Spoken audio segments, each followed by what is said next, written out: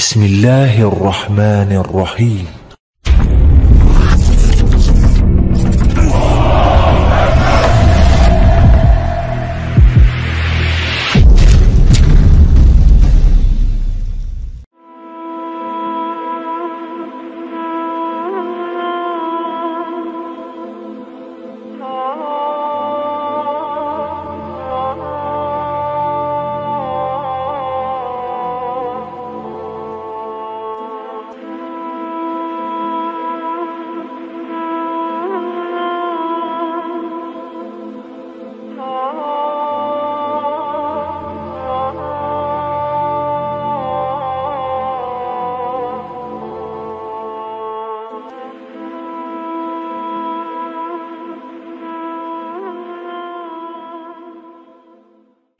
Tapi ternyata juga api itu dapat padam oleh air, sehingga orang ini pun menyatakan berarti tentara Allah yang hebat adalah air.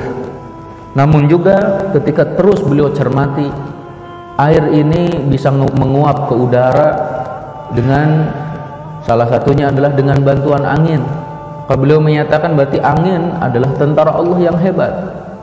Dan dia pun menyatakan bahwasanya angin berhembus, berputar-putar di sekitar lereng-lereng gunung seperti itu, Allah. Sehingga beliau menyatakan bahwa gunung juga adalah tentara Allah yang sangat hebat. Tapi ternyata juga Bapak sekalian, banyak manusia yang bisa memanfaatkan gunung, naik ke puncak-puncak gunung, ya, mengambil hasilnya dan sebagainya, Allah. Sehingga beliau menyatakan bahwa manusia adalah tentara Allah yang begitu hebat. Beliau juga terus memperhatikan Bapak sekalian, apa yang bisa mengalahkan manusia. Ternyata manusia Bapak sekalian tidak bisa tidur ketika ada keresahan, ada kekhawatiran.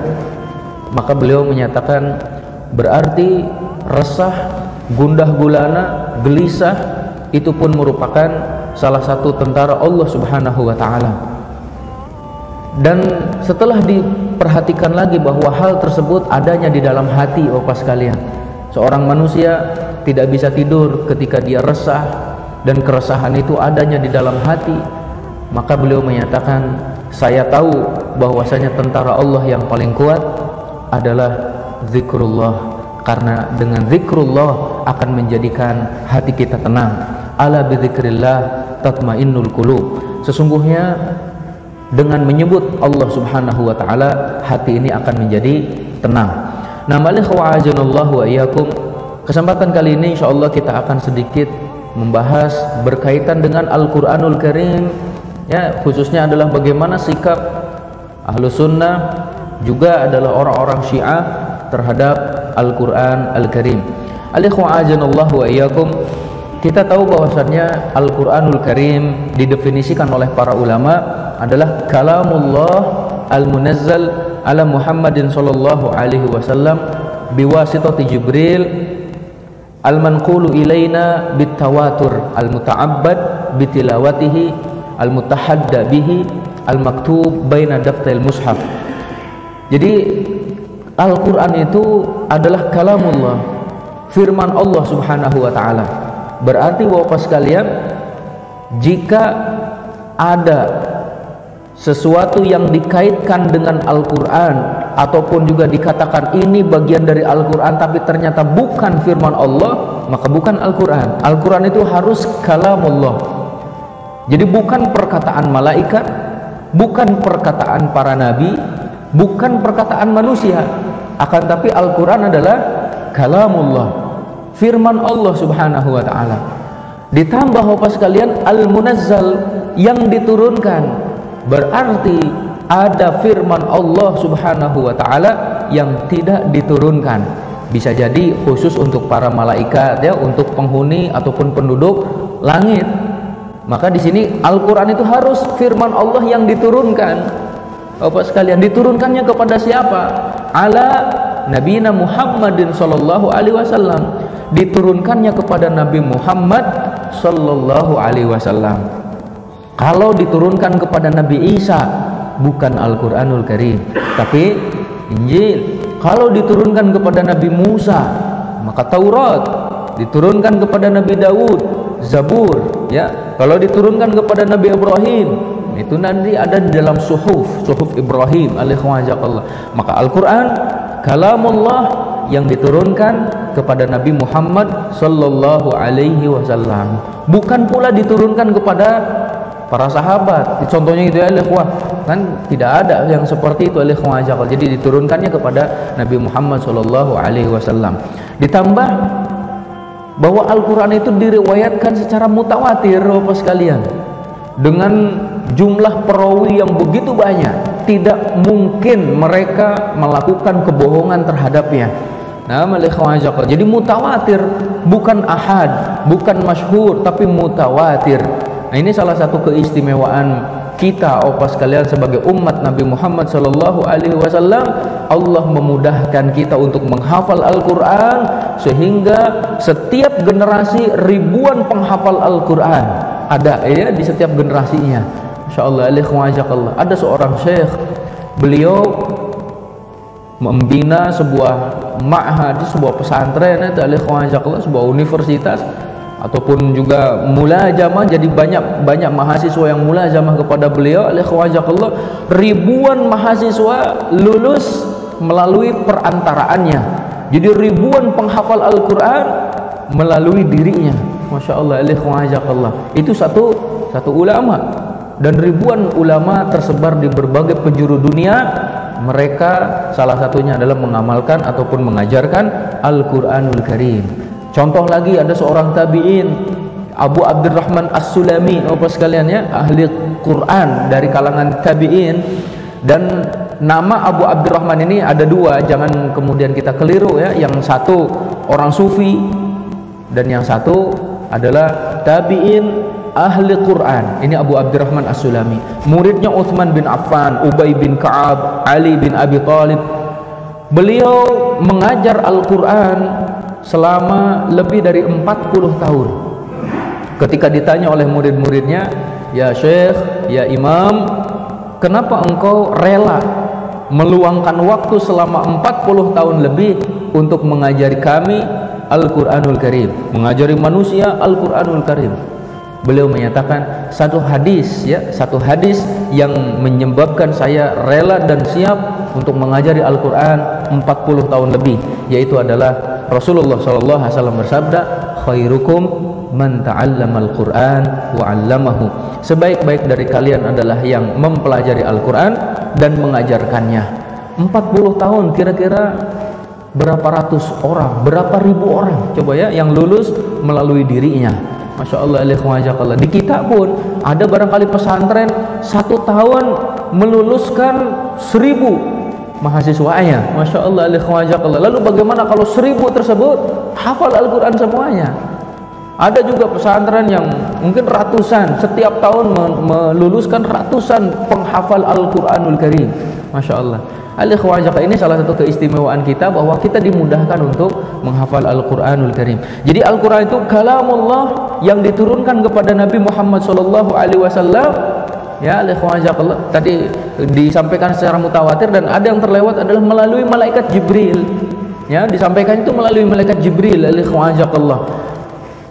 Malaikat yang paling mulia ini adalah malaikat Jibril karena beliau bertugas menyampaikan wahyu. Dan tentu ini pun sesuai dengan apa yang disampaikan oleh Rasulullah SAW, bahwa yang menyampaikannya juga adalah malaikat Jibril ya. Nah, selanjutnya juga Bapak sekalian, yang disampaikan secara mutawatir kemudian dianggap beribadah siapa yang membacanya. Nah, ini yang membedakan antara Al-Quranul Karim dengan hadis Nabawi, hadis Qudsi ya, dengan hadis Qudsi. Kalau hadis Qudsi, Bapak sekalian, kita mendapatkan pahala karena mempelajarinya. Kalau Al-Quranul Karim, di samping kita mendapat pahala dari mempelajarinya, maka per huruf pun mendapatkan pahala. Alif lam mim 3 huruf berarti 30 pahala sampai 700 kali lipat Bapak sekalian, dan Allah masih mampu melipat gandakan lebih banyak daripada itu.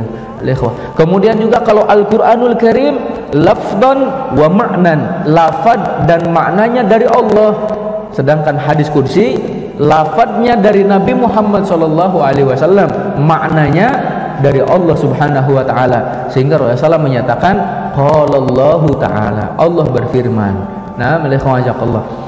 Selanjutnya juga bahwa Al-Qur'anul Karim itu mengandung tantangan. Siapa yang mampu mendatangkan semisal dengan Al-Qur'an, datangkan.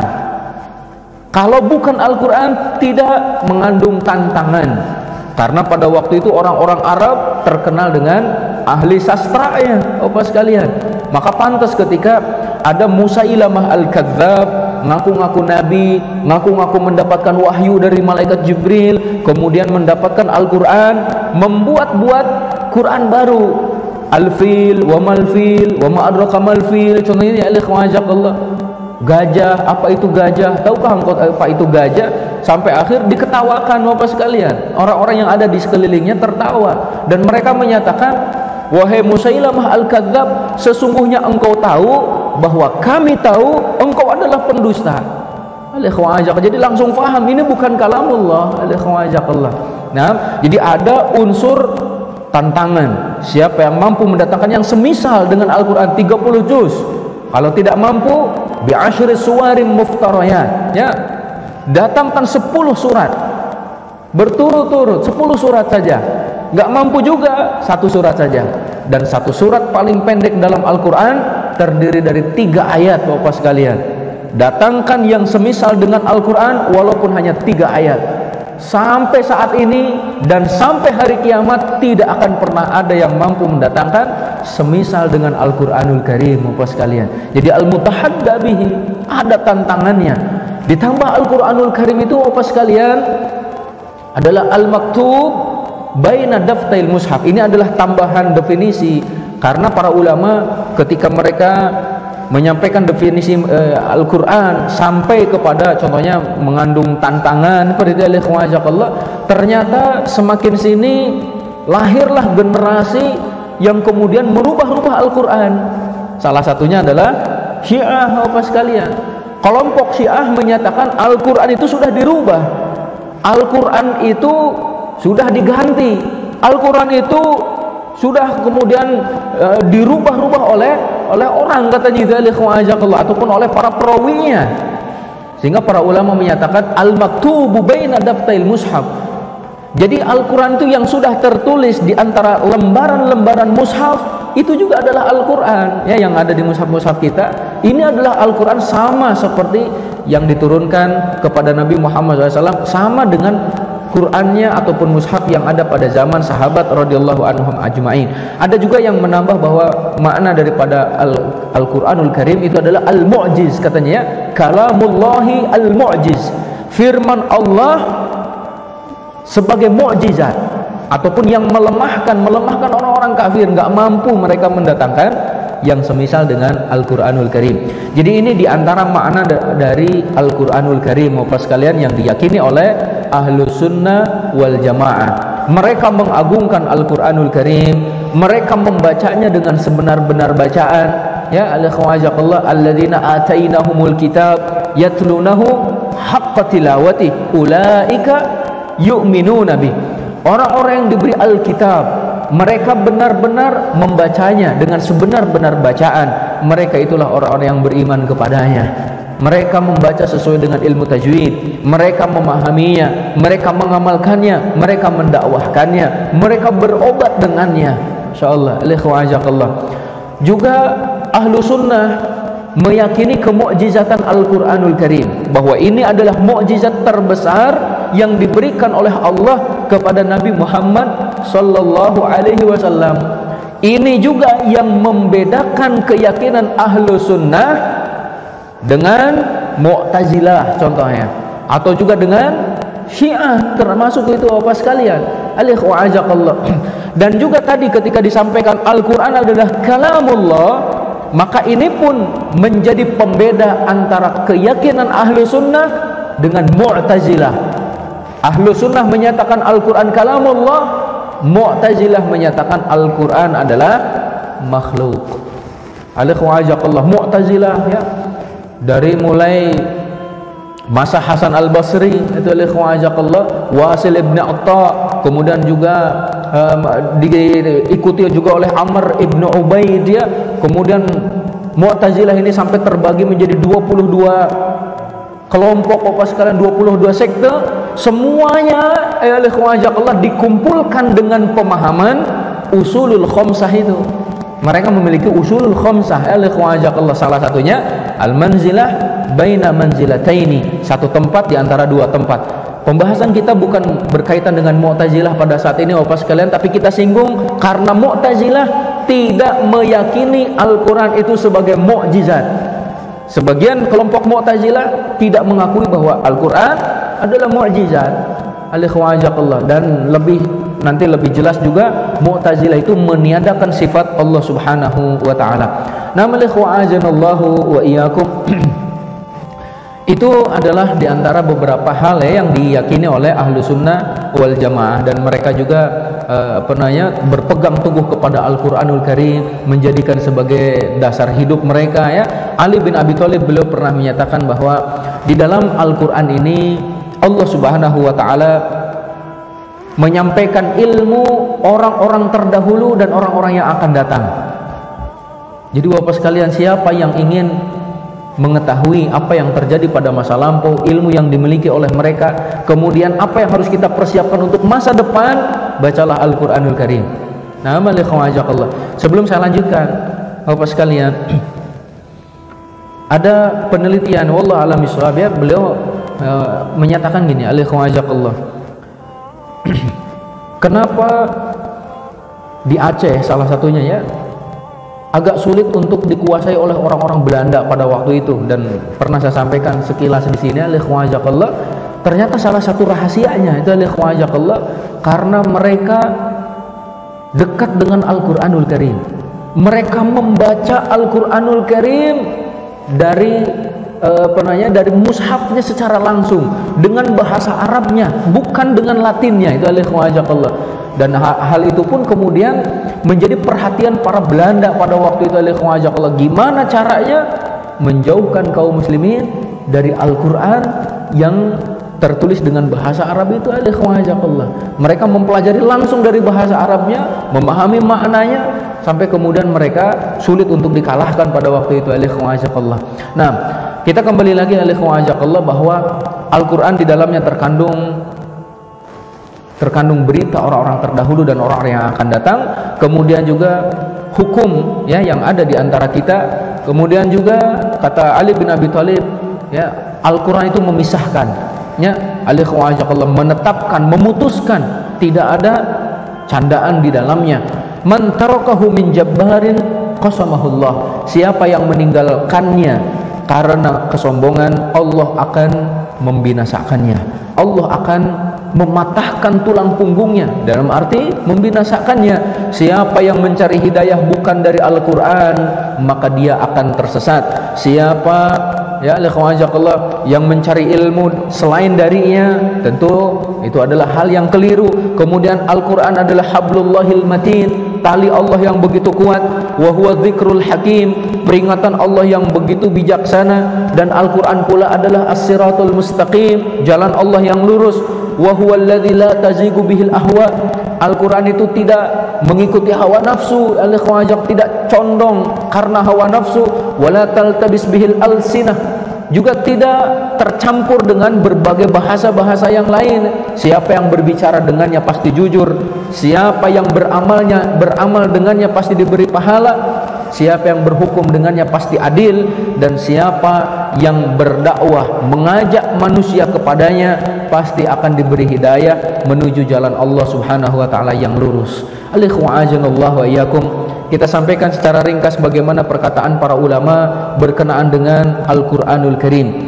Contohnya adalah Qadi Abu Ya'la Al-Farra ya, beliau menyatakan Al-Quran tidak dirubah, Al-Quran tidak diganti, Al-Quran tidak ada kekurangan dan juga tidak ada tambahan di dalamnya. Hal ini yang menjadi perbedaan antara ahlu sunnah dengan syiah, kata beliau. Jadi Al-Quran tidak ada yang dirubah, tidak ada yang diganti, tidak ada tambahan, tidak ada pengurangan. Ini perbedaan kita dengan syiah. Selanjutnya Bapak sekalian, Ibnu Hazm beliau menyatakan, jadi sebelum saya sampaikan perkataan Ibnu Hazm itu terkadang ya orang-orang Nasrani itu karena sedikitnya pemahaman mereka ya tentang agama kita tentunya, mereka menyatakan gini, kaum muslimin menuduh bahwa Injil sudah dirubah. Kenapa mereka tidak menyalahkan agama mereka sendiri, katanya? Bukankah Al-Quran itu sudah dirubah? Dan yang menyatakan Al-Quran itu dirubah adalah Syiah yang masih bagian dari Islam, kata mereka itu Allah.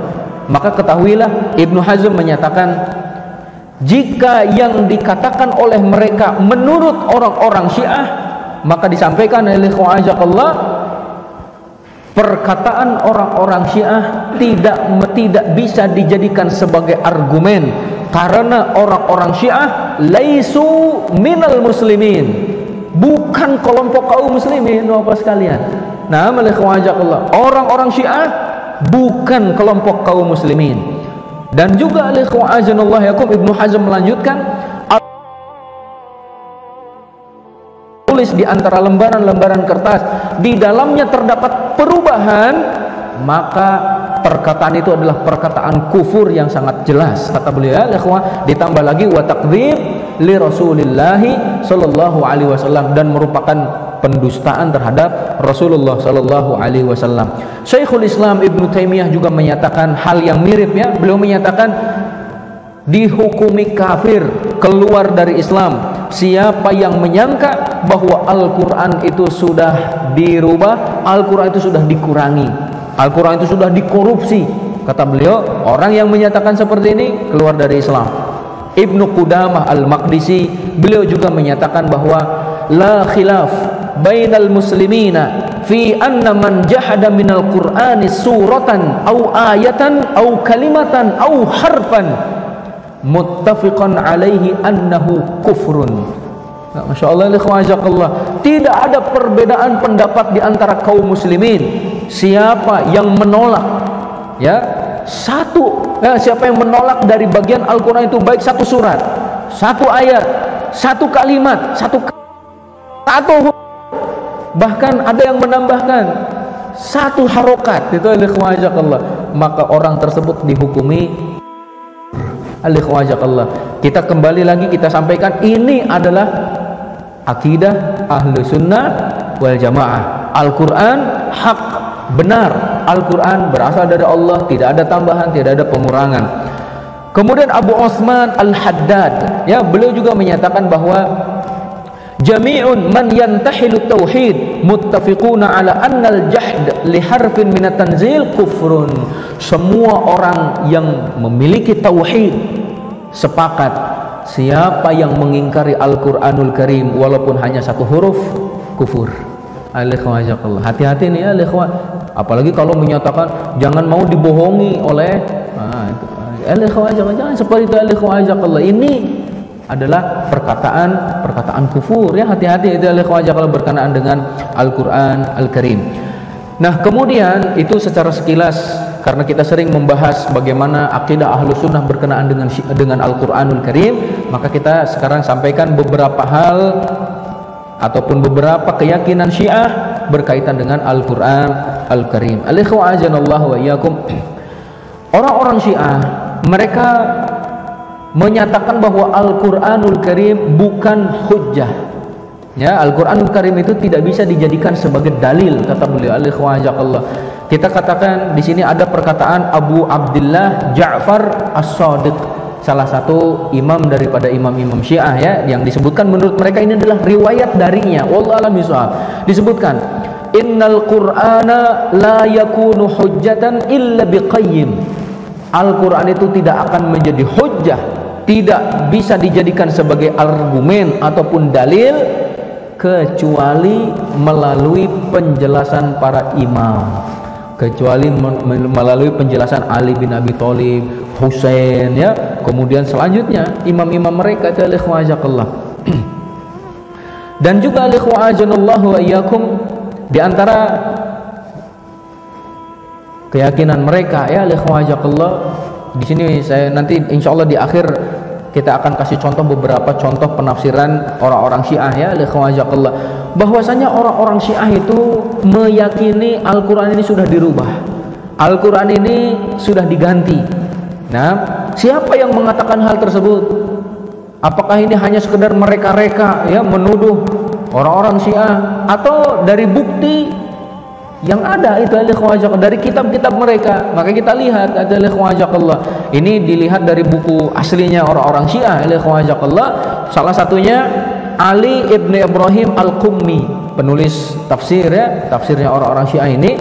Beliau menyatakan di dalam muqaddimah tafsirnya al-ikhwajanallahu iyyakum ketika membawakan firman Allah Subhanahu wa taala, kuntum khaira ummatin ukhrijat linnas, kalian adalah sebaik-baik umat yang dikeluarkan bagi manusia. Ini kan bunyi ayatnya seperti itu.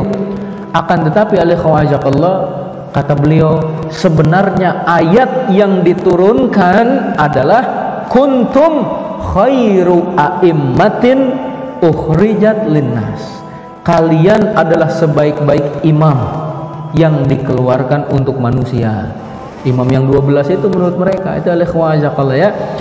Dan juga kata beliau itu al-ikhwajanallahu iyyakum, bahwa banyak para ulama-ulama Syiah yang menyatakan Al-Quran itu sudah dirubah. Kita lihat yang lainnya. Muhammad ibn Ya'qub al-Kullaini, ya, beliau juga ulama mereka itu al-ikhwajakallah.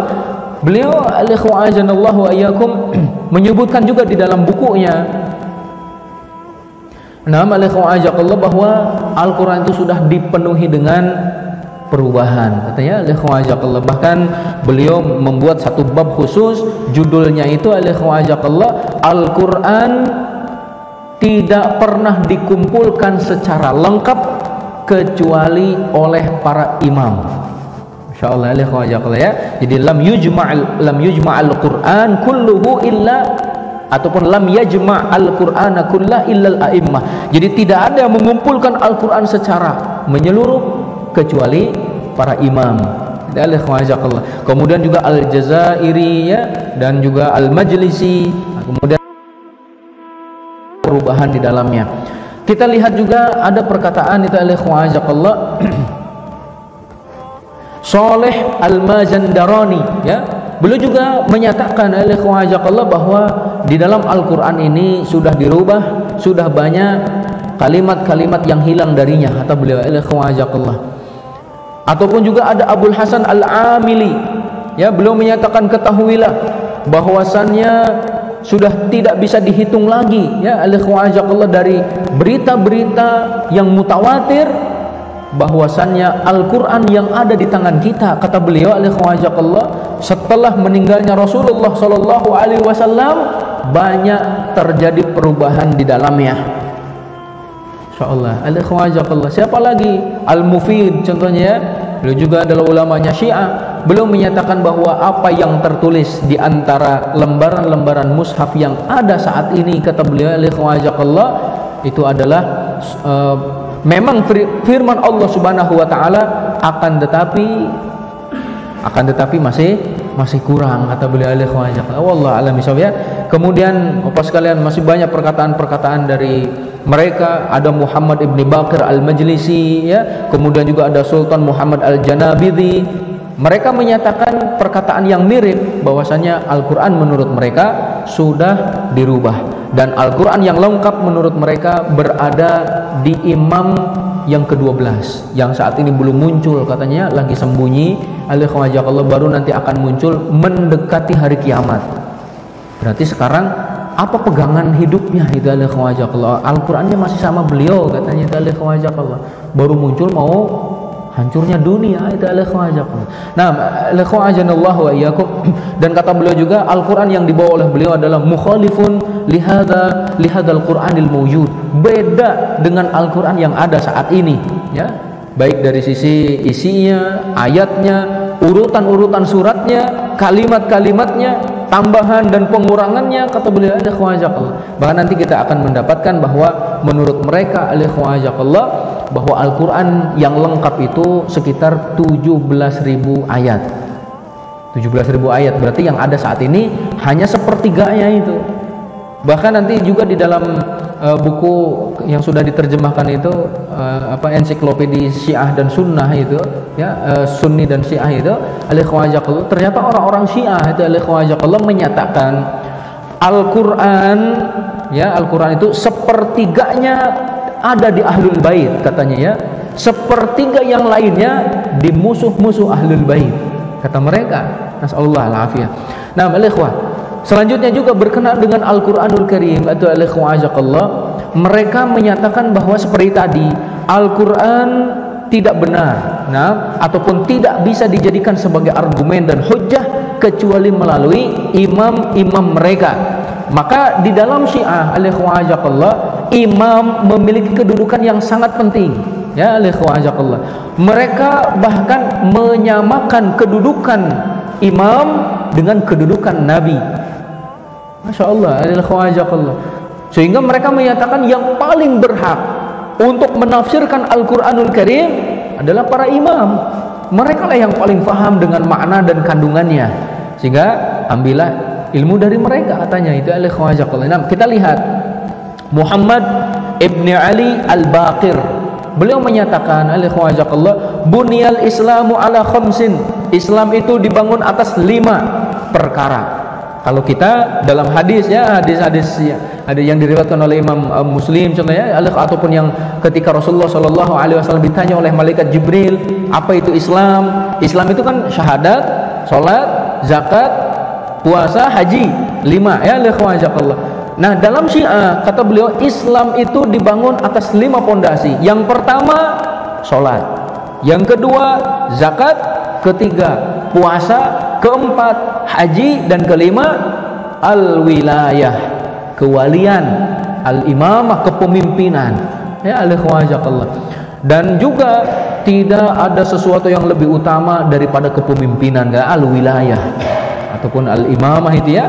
Kemudian juga dari Abu Abdillah, mereka meriwayatkan dari Abu Abdillah, konon dari Abu Abdillah, tapi belum tentu benar dari beliau. Abu Abdillah, Bapak sekalian, jika bapak-bapak sering mendengar nama Abu Abdillah dalam pelajaran Syiah, maka yang dimaksud adalah Al-Husain, ya, cucunya Rasulullah Shallallahu Alaihi Wasallam. Al-ikhwan, diriwayatkan katanya innallaha qad iftarada ala ummati Muhammadin khamsa faraid, sesungguhnya Allah telah mewajibkan kepada umat Nabi Muhammad sallallahu alaihi wasallam 5 kewajiban. Yang pertama salat, yang kedua zakat, yang ketiga puasa, yang keempat haji, wa wilayatuna, dan yang kelima kewalian kami, keimaman kami. Beliau melanjutkan farakhkhasa lahum fi asya' minal faraid al-arba'. Allah memberi keringanan dalam 4 kewajiban pertama tadi. Walam yurakhis li ahadin fi wahidatin, tapi Allah tidak memberikan keringanan dalam satu hal, yaitu keimaman mereka, ya, yaitu adalah kepemimpinan mereka ataupun kewalian mereka, ya, al-wilayah. Dan juga menurut mereka itu al-ikhwan, menurut mereka sekali lagi, ya, diriwayatkan dari Ali bin Abi Thalib, dan ini menurut saya adalah kebohongan terhadap Ali bin Abi Thalib. Dinyatakan lau anna abdan abidallaha alfasanah, seandainya ada seorang hamba beribadah kepada Allah 1000 tahun.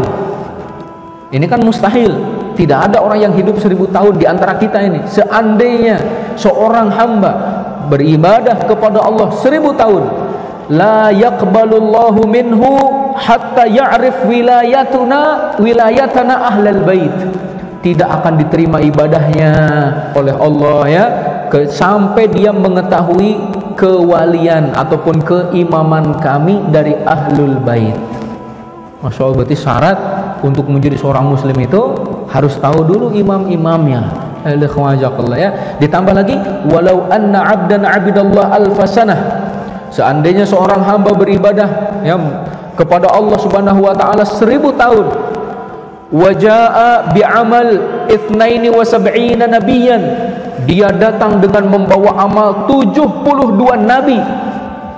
Masya Allah, dengan amal 72 nabi, ma yaqbalullahu minhu, Allah tidak akan menerima darinya, hatta ya'rif wilayatana ahlal bait wa illa akabbahullahu ala man min kharaihi fi nari jahannam. Sampai mereka tahu kewalian kami dari ahlul bait, keimaman kami dari ahlul bait. Kalau tidak tahu, Allah akan menyungkurkan dia dengan wajahnya ke dalam neraka jahanam. Auzubillahi min dzalik. Kaum sekalian, al-ikhwa azanallahu wa iyyakum. Nah, ini adalah beberapa keyakinan ya ahlul bait ataupun keyakinan orang-orang Syiah berkenaan dengan para imam mereka, yang menurut mereka juga bahwa memahami Al-Qur'an, menerima Al-Qur'an itu harus sesuai dengan pemahaman orang ataupun pemahaman wali-wali mereka ya, imam-imam mereka. Nah, sekarang itu al-ikhwa azanallahu wa iyyakum, kita akan melihat beberapa contoh penafsiran ya, beberapa contoh penafsiran dari orang-orang Syiah Bapak sekalian. Kita lihat juga sebelum ke sana itu al-ikhwa azanallahu iyyakum, bahwa menurut orang-orang Syiah ada beberapa kitab ya al-ikhwa yang di dalamnya dikumpulkan Al-Qur'an secara lengkap. Ya, menurut mereka itu al-ikhwa azanallahu kitabun di sini adalah kitab Jam'ul Qur'an wa Ta'wiluhu.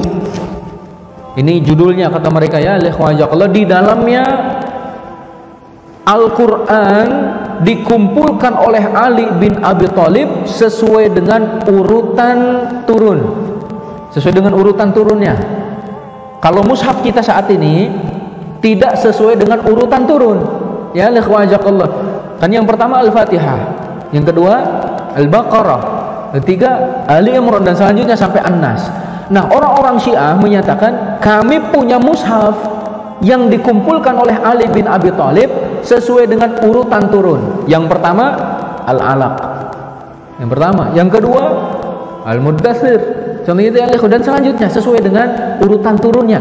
Tapi nah ini al-ikhwan jazakallah, anggapan mereka seperti ini tidak bisa dibuktikan sampai saat ini karena mereka tidak mampu menunjukkan mana barang ataupun mana bukti realnya. Tidak ada apa sekalian. Nah, al-ikhwan jazakallah. Kemudian juga kata mereka ada juga satu kitab di mana Amirul Mukminin Ali bin Abi Thalib radhiyallahu anhu mendiktekan kitab ya, mendiktekan Al-Qur'anul Karim, mendiktekan juga di dalamnya adalah macam-macam daripada ulumul Qur'an. Nah, al-ikhwan jazakallah. Akan tetapi ini pun juga nampaknya tidak bisa dibuktikan juga, dan mereka menyatakan yang ketiga ada juga satu kitab namanya Al-Jami'ah, katanya Al-Jami'ah, di mana Al-Jami'ah ini Bapak sekalian sebuah kitab panjangnya 70 hasta. 70 hasta. Masya Allah, panjang banget ya 70 hasta. Min imla'i Rasulillah sallallahu alaihi wasallam, hasil diktean Rasul sallallahu alaihi wasallam. Jadi Rasulullah SAW mendiktekan, ditulis. Siapa yang menulisnya? Ali bin Abi Thalib. Sampai tadi tingginya 70 hasta. Ya, al-ikhwan jazakallah, dan juga ditulisnya adalah pada kulit, katanya kulit hewan itu, al-ikhwan jazakallah. Yang keempat, mereka menyatakan kami pun memiliki Al-Jafru. Ya, Al-Jafru ini juga adalah kitab yang didiktekan oleh Rasul sallallahu alaihi wasallam yang menurut mereka itu ya al-ikhwan jazakallah dari awal sampai akhir itu memang berasal dari Rasul, kata mereka. Akan tapi ini pun adalah kebohongan ya, kebohongan yang nyata. Dan yang kelima, mereka menyatakan kami memiliki mushaf Fatimah, memiliki mushaf Fatimah, kata mereka ya al-ikhwan jazakallah, di mana mereka meyakini al-ikhwan jazakallah bahwa mushaf Fatimah ini Diriwayatkan ya bahwa Abu Abdullah As-Shadiq, maksudnya Al-Husain ya, Al-Husain ini pernah ditanya oleh sebagian sahabat-sahabatnya tentang mushaf Fatimah. Apa sih itu mushaf Fatimah? Maka ikhwajakallah, kata beliau, jika kalian mencari apa yang kalian inginkan ataupun apa yang tidak kalian inginkan, maka sesungguhnya Fatimah radhiyallahu anha, beliau masih hidup sepeninggal Rasul sallallahu alaihi wasallam itu sekitar 75 hari ya, 75 hari. Yang kemudian 75 hari itu selalu didatangi oleh malaikat Jibril, kata beliau alaihi, disampaikan oleh malaikat itu apa yang diperoleh oleh ayahnya, yaitu Rasulullah sallallahu alaihi wasallam.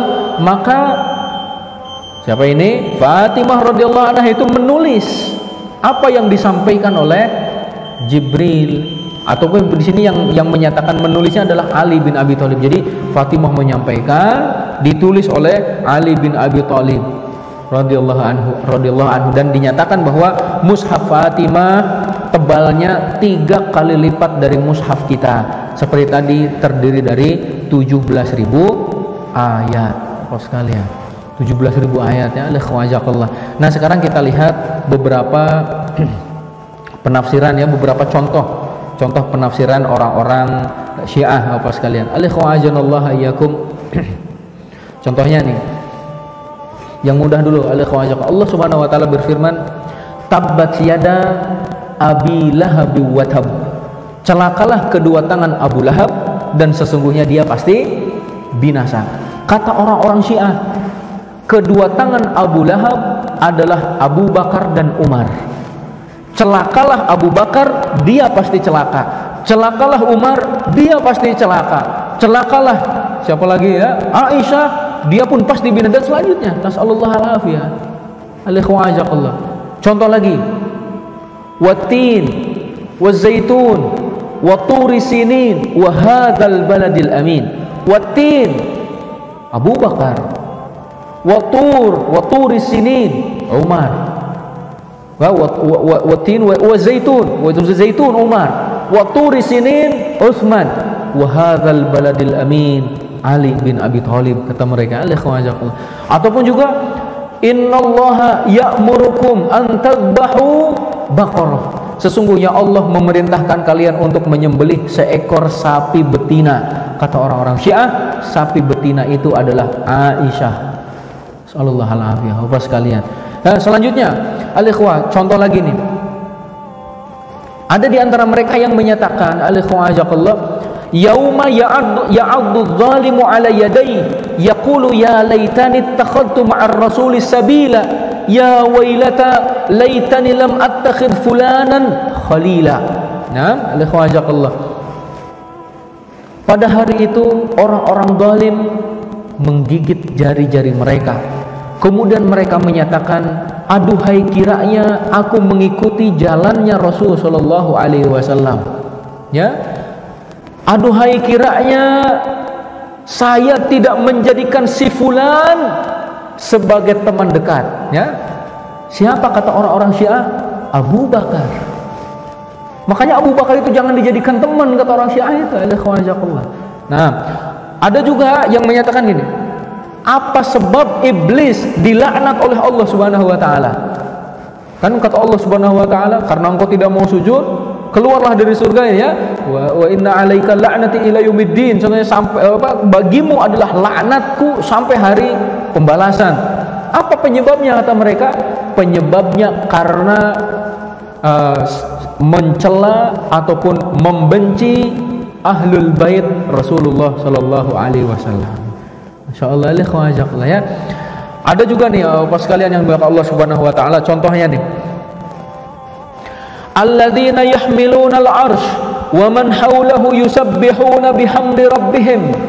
Malaikat ini makna yang mendekati kebenarannya itu kan gini ya, makna dari Departemen Agama dan di mushaf-mushaf yang ada kan kita membaca malaikat-malaikat penyangga arsy dan siapa yang ada di sekelilingnya senantiasa mengucapkan tasbih dengan memuji Tuhan mereka. Jadi malaikat itu bertasbih dan mengucapkan tahmid. Kata orang-orang Syiah, mereka adalah ya Rasulullah, kemudian juga yang diberi wasiat yaitu 12 imam dari orang-orang Syiah. Apakah mereka menyangga arsy Allah? Tidak, ya. Kemudian juga Bapak sekalian yang dimuliakan Allah Subhanahu wa taala,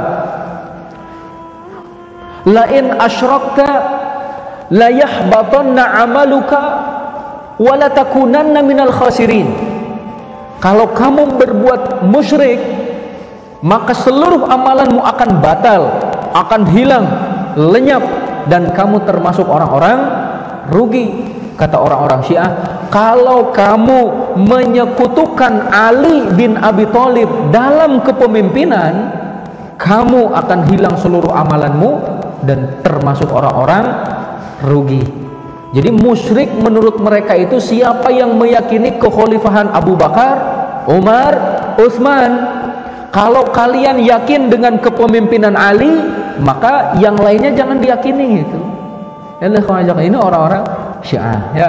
Selanjutnya Bapak sekalian yang dimuliakan Allah Subhanahu wa taala, marajal bahraini yaltaqiyan bainahuma barzakhul la yabghiyan. Kedua lautan bertemu. Ya, kita melihat ini salah satu kemujizatan Al-Qur'an, dan benar-benar ada dua lautan bertemu ya. Ada laut asin, laut tawar, itu berbeda warna tapi bertemu dan tidak tercampur. Sampai ada seorang ilmuwan masuk Islam karena melihat ini. Tapi orang-orang Syiah menafsirkan ayat tersebut dengan menyatakan ketika Ali dan Fatimah bertemu, katanya marajal bahraini yaltaqiyan bainahuma barzakhul la yabghiyan, di antara keduanya ada dinding yang tidak bisa saling dilewati. Kata mereka, di antara Ali dan Fatimah itu ada Nabi Muhammad SAW sebagai dinding. Ini kan penafsiran lucu Bapak sekalian. Kenapa? Karena surat Ar-Rahman termasuk surat Makkiyah Bapak sekalian. Surat Makkiyah itu diturunkan di Mekah sebelum hijrah, dan sebelum hijrah Ali bin Abi Thalib belum menikah. Ali bin Abi Thalib masuk Islam usia sekitar 10 tahun. Ya, 10 tahun. Yang kemudian ketika hijrah beliau sudah agak dewasa ya, baru kemudian ikut hijrah dan belum nikah pada waktu di Mekah itu. Kita tahu bahwa Ali bin Abi Thalib kan diberi amanah oleh Rasulullah untuk tidur di ranjangnya Rasulullah Shallallahu Alaihi Wasallam pada waktu itu ya. Nah, contoh lagi Bapak sekalian di antara penafsiran orang-orang Syiah, dan ini silakan nanti dibuka di buku-buku mereka ya, banyak sekali. Contohnya kita lihat lagi.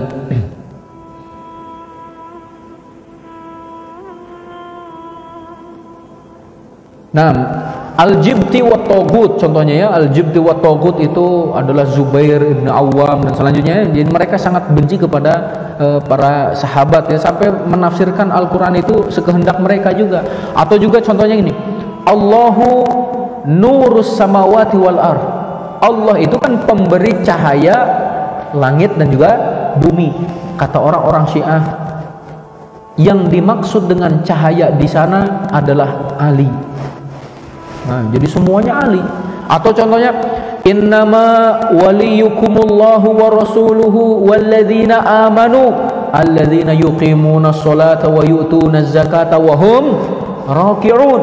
Sesungguhnya wali-wali kalian hanyalah Allah, Rasulnya, orang-orang beriman yang mendirikan sholat, menunaikan zakat, dan mereka ruku. Kata orang-orang Syiah, ini adalah Ali bin Abi Thalib. Karena kata orang-orang Syiah, Ali bin Abi Thalib ketika beliau ruku, datang seorang pengemis peminta-minta, maka Ali bin Abi Thalib melepas cincinnya, disedekahkan dalam keadaan ruku. Maka yang disebut dalam ayat ini Ali bin Abi Thalib, kata orang-orang Syiah. Jadi semuanya dikaitkan dengan Ali bin Abi Thalib ya. Kemudian juga masih banyak lah Bapak sekalian, mungkin silakan dibaca-baca sendiri ya. Terlebih kalau langsung kita baca buku-bukunya orang Syiah, Biharul Anwar contohnya ya, ataupun kalau hadisnya di Al-Kafi itu Bapak sekalian.